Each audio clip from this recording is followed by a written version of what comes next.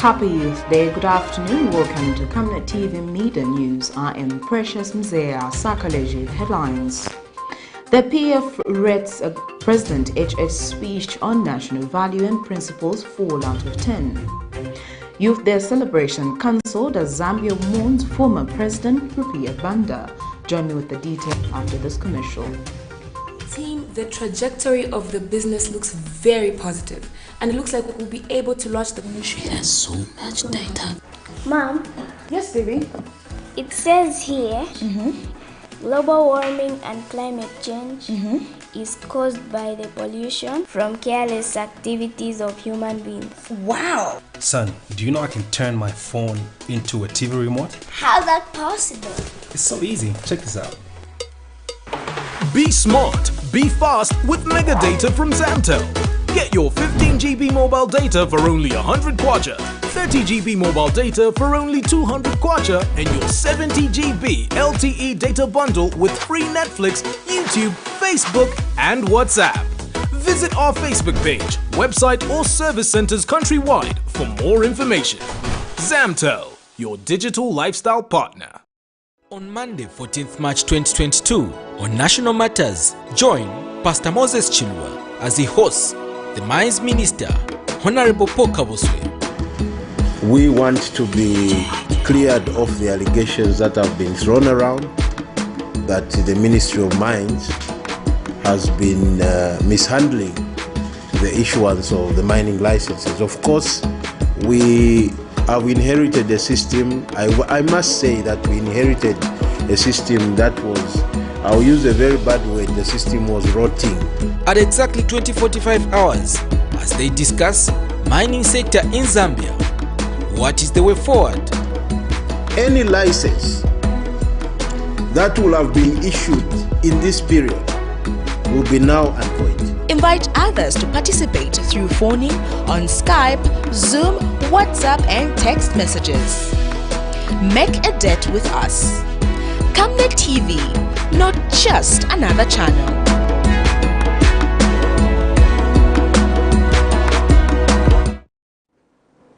Another media news in detail. The government has cancelled Youth Day celebrations following the demise of Zambia's fourth Republican President, RUPIAH BANDA. Minister of Information and Media, Chushika Sanda, made the announcement at the Freedom Statue where the youth celebrations were scheduled to take place.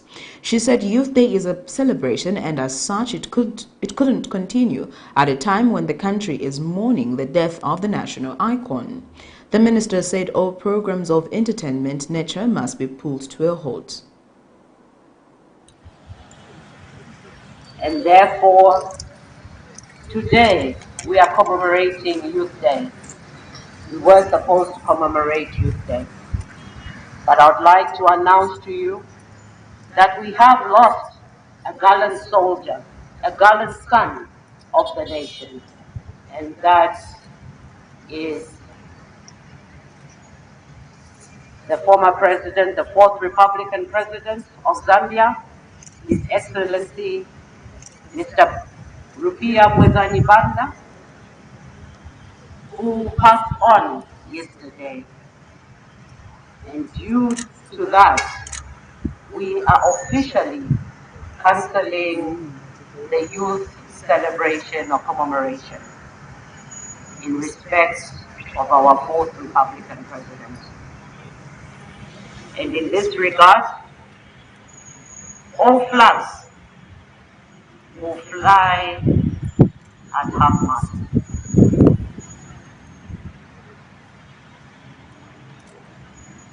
And we will not celebrate this day in any way. As you are aware, celebration means to be happy and celebrate over something. And we have nothing to celebrate today. So I'd like to apologize on behalf of the government that will not be able to celebrate this very special day when the youth needed to be addressed and needed to find their space. But because of what we are going through today, we'll not be able to do that. All songs that will be played today will be songs of solemnity. There will be no social gatherings today.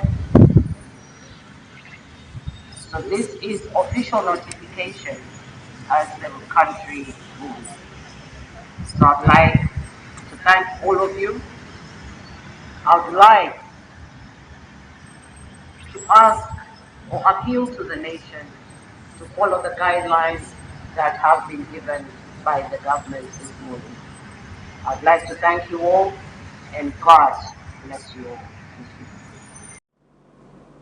Zambia's Republican President Hakainde Hichilema has warned that his administration will enforce the laws and bring to book those who marry teenage girls, as well as parents and guardians who marry off young girls. Speaking when he addressed Parliament Friday morning, the head of state says government will harmonize all child-related legislation to enhance children's rights and welfare. President Hichilema says his administration wants to protect children from any form of abuse, neglect, and exploitation. He also expressed disappointment at the high levels of alcohol abuse in the country, especially among the youths.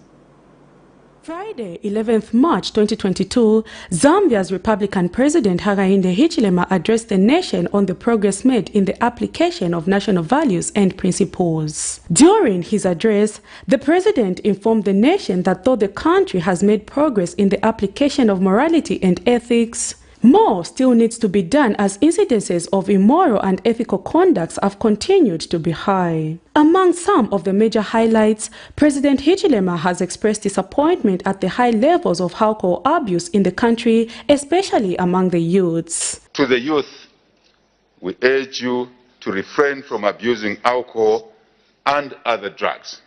I must say here, Madam Speaker, there are cases where even adults are involved in this unfortunate situation.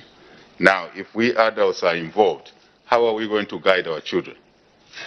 Are we going to encourage them to do what is wrong, what destroys them?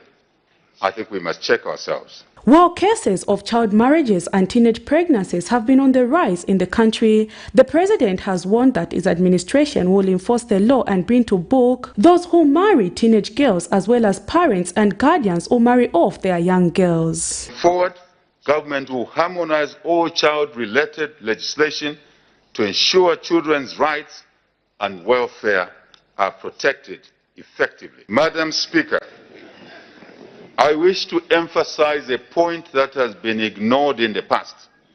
Yes, we prosecute those who marry teenager girls. But where are they getting these girls from? From a home, from somewhere.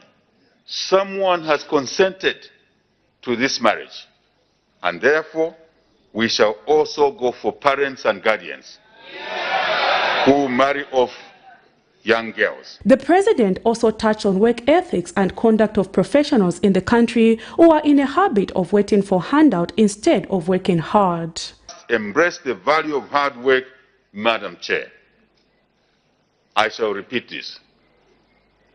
We have noticed that we have a declining work habit in our country, work culture in our country.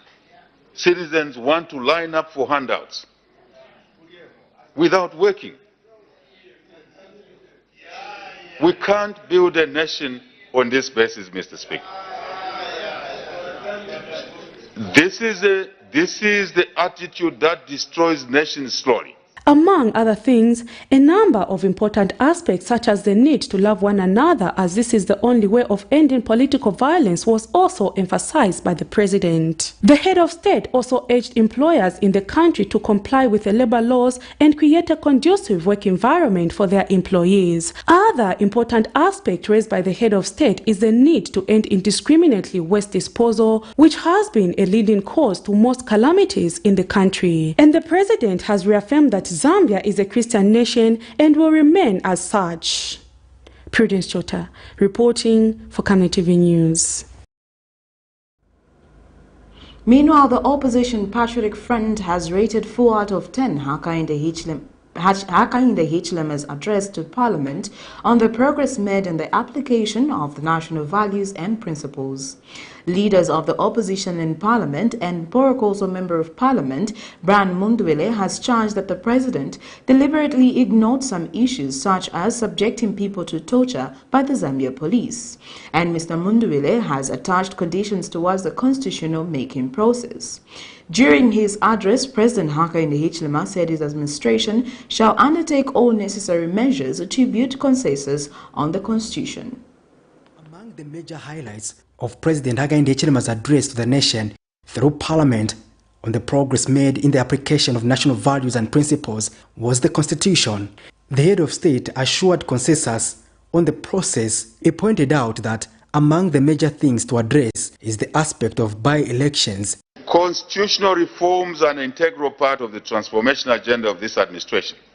In this regard, Madam Speaker, government shall undertake all necessary measures to gather and build consensus, Madam Speaker, with all stakeholders on how best we can give ourselves a constitution that reflects our shared and cherished aspirations as a people. Some of us will continue to lobby you, all of you here, and others for the nation to legislate against costly, time-consuming, and disruptive by-elections. Come to the table for this. Elections should happen once in every 5 years. But leader of the opposition in Parliament and Patriotic Front Polokoso Member of Parliament, Brian Mundwele, has rated President Hichilema's speech. 4 out of 10 will be a fair mark. He says the UPND government must raise the bar too high on the constitution-making process if they are to participate. They will not accept a process that will be driven by a few people. So there must be NGOs fully funded, going out there to give education to our people. Then the process of getting submissions from the citizens countrywide begins. By the time we come to sit as a constituent assembly or a smaller grouping, sufficient consultation would have been done. So we expect a higher threshold in this particular process going forward. So yes, we are ready to be part of that process for as long as it's not an abbreviated process, it's not an abridged process where somebody comes and say, no, we'll have 13, 14 experts sitting in a room considering submissions that were made previously. I don't think that is the way we want to go. And Mr. Mundwele has charged that the president deliberately ignored some issues such as subjecting people to torture by the Zambia police. He cited the torture of Shabi Chilekwa and former president Edgar Lungu's Baba. In the recent past, we've seen the police first of all over-detaining or detaining people for long periods. They've even started torturing citizens. This is happening in our midst. We expected the president to speak to this. This is very, very, very important indeed. You know, we've seen the maneuvers by the police and the members of his political party wanting to ensure that in any by-election, even when he said there's no violence in Kabwata, I was almost a victim in that particular election together with Honorable Kampiongo. We were almost killed at Kamulanga. Patrick Soko, Camnet News in Lusaka. In other news, a Lusaka couple will now be tried by the Economic and Financial Crimes Court for concealing and having 51 houses. This is in a matter in which Charles Loyana, 51, a senior accountant at the Ministry of Finance, and his wife Susan Loyana, 46, an accountant at the Ministry of Works and Supply, are facing 2 counts of corruption practices involving concealment and possession of property suspected to be proceeds of crime. When the matter came up for ruling on whether the case should be transferred to the Economic and Financial Crimes Court, Lusaka Magistrate Judith Chiaika stepped aside and sent back the matter for reallocation to the Chief Resident Magistrate to send it to the right court. A Lusaka couple believed to be the owners of the controversial 51 houses will be tried before a financial crimes court after Lusaka Magistrate Judith Chiaika, who was handling this case, sent back the matter for reallocation. Delivering a ruling Friday morning, Magistrate Chiaika sent back the case for reallocation to the Chief Resident Magistrate Dominic Makalicha, to allocate the case to the right court. Charles Loyana, 51, a senior accountant at the Ministry of Finance, and his wife Susan Loyana, 46, an accountant at the Ministry of Works and Supply, are facing 2 counts of corrupt practices involving concealment and possession of property suspected to be proceeds of crime. The couple first made headlines when it was alleged that they owned the controversial 48 houses, but it was later discovered to be 51 after they were arrested last year by the Anti-Corruption Commission.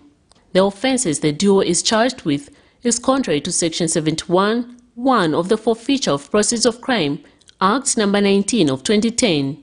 It is alleged that the accused, on dates unknown, possessed 51 properties valued at 37 million kwacha, properties reasonably suspected to be proceeds of crime. They, however, pleaded not guilty to the charge when the case was first brought before court. And before trial could proceed, the state applied that the case be transferred to the newly Economic and Financial Crimes Court. Earlier this year, Chief Justice Mumba Malila indicated that an Economic and Financial Crimes Court would be effected at subordinate court level and that he had signed a statutory instrument No. 5 of 2022 enacting the same. This court is designed to assist the expeditious recovery of stolen public assets. The 2 accused persons are expected to appear before court next week, Monday. Miriam Kaimba reporting for Camnet TV News. Well, that news item brings us to the end of Camnet TV Midday News, but before we go, here are the headlines again. The PF rates President HH's speech on national values and principles 4 out of 10.